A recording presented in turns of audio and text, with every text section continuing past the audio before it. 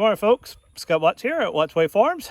I'm joined today by my two helpers, Zach and Austin. Me and the boys this morning taking care of a few chores around the farm while the ladies are out dress shopping. So quick little video today on something I've never done before. We're going to do some reseeding or some overseeding. Let me show you what I got. So I've got this area right here. As you can see, the herd beat up pretty good. And what this is from is over the last, I don't know, they've been off of this area for a couple weeks now, but when we were rotating them through this front area, you see a lot of pretty green grass already growing back up. But what it's missing is trees for shade. Now I have, if you saw one of my other videos, I've had some clearing done and I'm about to do some fencing back on that tree line, but there's plenty of shade back there for next year. They probably won't be back on this pasture until next spring. But anyway, you know, down here in South Alabama, you just cannot afford to not have shade. And now this area, actually about where that pine tree is right there, was actually all this was woods too. Now was woods we just had cleared with the mulcher. Now I did kind of cut probably right about here. I did manually cut a line through and run poly, you know, through the woods so that they would have this shade. But this became the spot they gravitated to for shade basically during the day. They had all that, they got down in there, but really I think the high spot, just, you know, instinctually, this is the spot they like. So as you can see, it's beat up a lot more than I wanted. But what I'm going to do now is I've got some seed I'm going to throw down. And seed and overseeding is something I've never done. And it is one thing that YouTube does not have a whole lot of guidance on that I could find. And it kind of makes sense. And that what to seed and when is very regional. And as such, you know, there's just not a whole lot to go with. And it looks like the entire herd is turned up to watch this seeding exercise too. Now, part of the reason I don't overseed, I've never overseeded before, is the fact that the videos I have seen on this talk about how one of the key tenets of regenerative farming like I'm trying to do is that this seed bank can literally have 20, 50 years worth more of seed in there that's just waiting to be unleashed, if you will. But patience not being one of my strong points, I'm gonna throw some seed down on just this front area right here and then rake it over a little bit and see if that makes a difference. All right, so here's the seed I got. I got 100 pounds of just rye seed from the local co-op.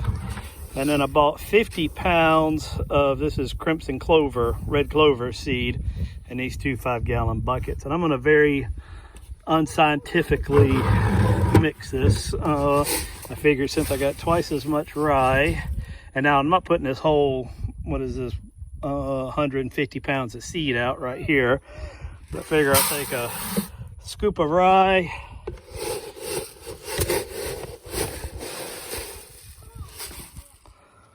a scoop of clover, another scoop of rye, and then I'm just going to mix it up pretty good. So there I have it mixed, ready to spread. I don't have a fancy spreader or anything. I'm just going to spread it by hand. Now the reason we originally bought this was not to overseed out here in the pasture. It was actually to overseed the pig paddock. We've got a batch of 8 pigs that are headed to the processor here in a couple of days. This is now, what is today, October the 3rd. So on October the 12th, those pigs are headed to the pasture. So I figured about 3 days before, headed to the processor. I figured about 3 days before they go, I'm gonna throw the seed out along with, I've got some turnip seeds to go with it in their paddock. Let them kind of, you know, mix it up for a few days, and then hopefully that'll be overgrown for when the next batch of pigs make their way around to that paddock in a few months.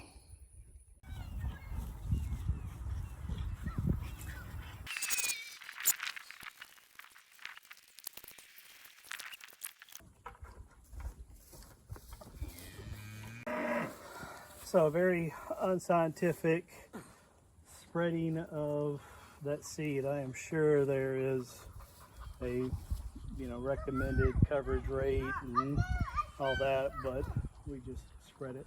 So now I'm just going to lightly rake over everything. I think I've got pretty good soil to seed contact through this area, but I give everything just a little quick rake over just to make sure.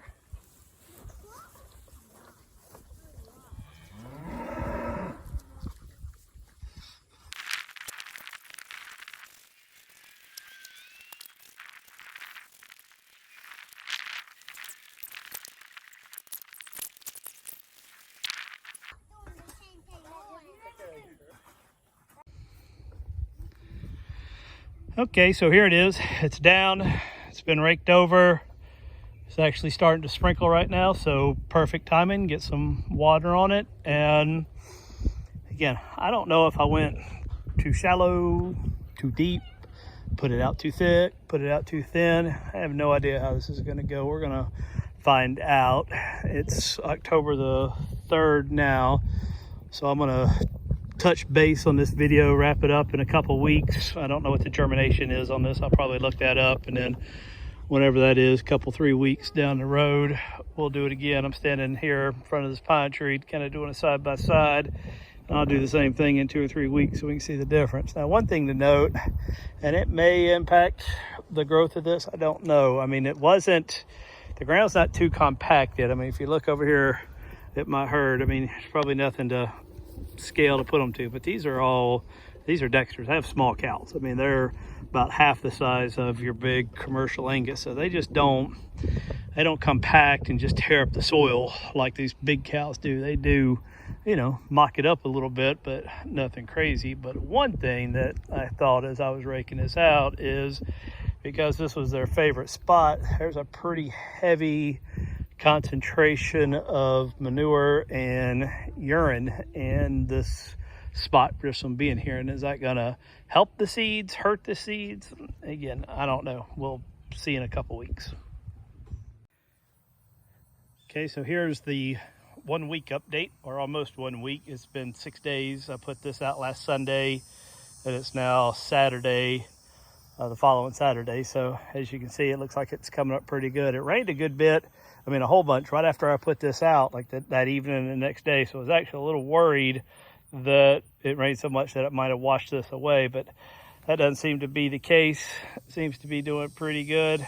It looks like I'm guessing that the narrow bladed grass coming up is the ryegrass, and the stuff with the wide is the clover. We'll see. We'll check back in another week. Okay, so here's the 3 week check-in now of my first attempt at overseeding. I have to say I'm pleasantly surprised with how this turned out. Like I said, I've never overseeded before just because of the cost, and I don't know, I just figured there's better ways to spend my money. But I think I'll do this again. I started with 100 pounds of clover and 100 pounds of rye. Obviously I didn't throw all that out here. I hand scattered it, no rhyme or reason, and raked over it. But like I said, this was an area, at the beginning of the video you saw, was just nothing but mucked up from the cows, this being their favorite part when they're here. So this area here won't get touched again until spring at the earliest. So I'm pleased with it. I think I will try it again. I think it was money well spent. So if you're thinking about doing some overseeding on your pasture, or where you have your cows or your pigs, will be using it there as well. Maybe you found some benefit in this. I hope so. If you did, please give me a thumbs up. I'd love some comments and feedback on what you think. Hope to see you back here soon. See you.